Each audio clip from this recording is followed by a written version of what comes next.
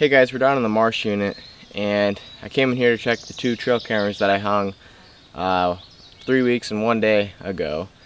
And I put 2 of them out here that I thought were in pretty good spots. I was pretty excited to come down here and check it because I think there's some big bucks in this unit, and it's a really big marsh unit that I'm hoping gets overlooked a little bit. And then even if it doesn't, I'm hoping that, you know, just the remoteness and how hard to access it is allows a lot of these bucks to reach maturity.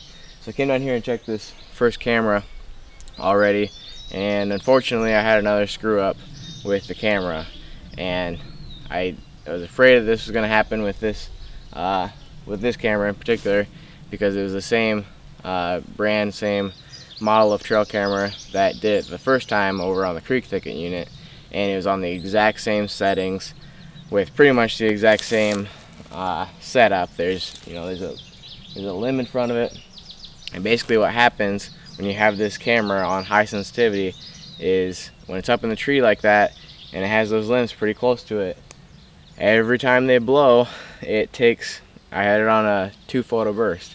So unfortunately the SD card was filled up in the first 3 days. Now fortunately, even in those 3 days, I don't have any giants on it, but there looked to be a pretty nice buck, probably a 3-year-old this year. I'll have to look at it more closely, but even, you know, in the first 3 days, it was actually the first night after I hung the trail camera and got out of here, there was already a pretty decent buck. So I'm hoping that's a good sign, and I'm gonna go back up the tree, put the SD card in, and change the settings to what I know they should be now. I'm not worried at all that the camera's broken or anything, because I had the exact same thing happen to me on the creek thicket unit, and now that camera's working fine. So I'll go make those adjustments, put the card back in, and then we'll be off to go check the other camera.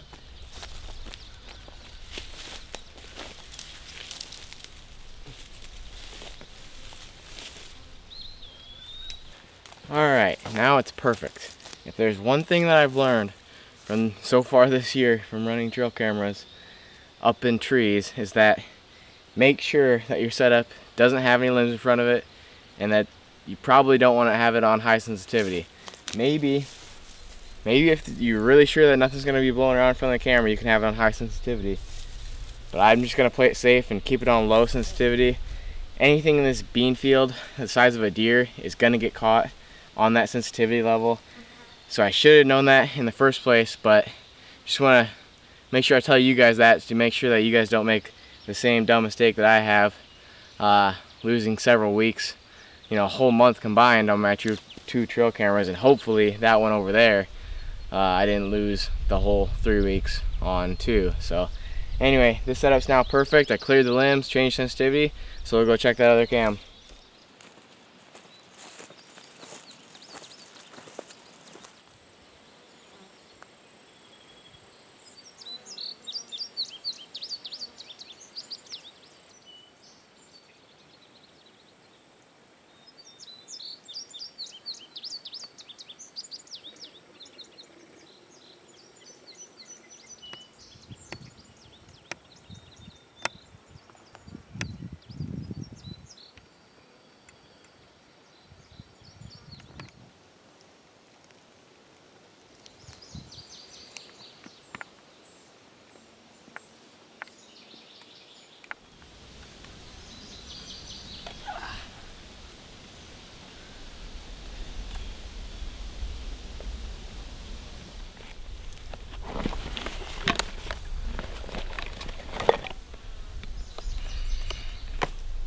Well, it happened again. We'll see how long this one took pictures.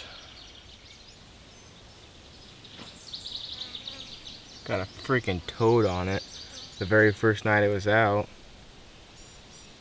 Really grainy picture, so I can't really tell what it is, but or exactly how big it is, but he's a shooter. He's super fat, a lot of meat on him. At least 4, probably 5. He looks like a hog. So, wasn't a complete failure, I guess. This one took pictures for a whole 3 days as well. This is why I recommend you check your trail cameras more frequently when they're on agricultural fields. I just haven't had time to come back in here until now. Wow. Well, unfortunately, this tree isn't gonna work. It took 3 days worth of pictures instead of 3 weeks. No sensitivity adjustment is gonna be able to fix that, because there's just big limbs in the way, and I knew they were gonna cause problems when I hung the trail camera, but I was hoping the auto sensitivity would catch up on that and not take pictures all the time. The good news is I'm not going to say this has been a waste of time between these two trail cameras.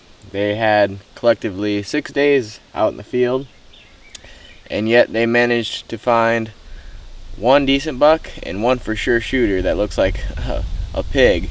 So I'm happy, but we're going to have to find another tree to place this cam on, and that's the difficult part about hanging them up in trees. I don't think anyone's going to steal them, but I've had some pretty interesting results so far, and pretty mixed results, and I haven't been able to find another tree along this field edge that will put it in a good position to catch a lot of these deer coming out here. So I might have to go in the woods a little ways deeper into this funnel here and try to find a good trail to put it on. So I'm gonna go look around, get the camera down, look around, and I'll show you where I put it.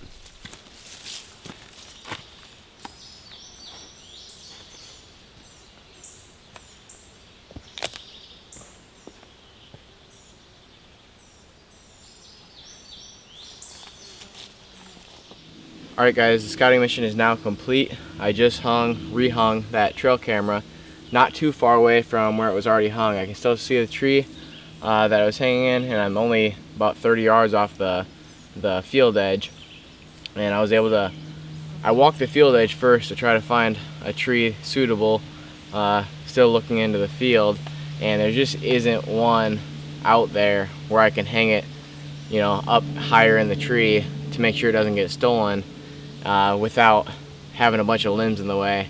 And so it just wasn't going to happen along the field edge. So I was coming through here and looking for the most defined trail that leads out into the field. I figure that's my next best option, and maybe even a better one, I don't know.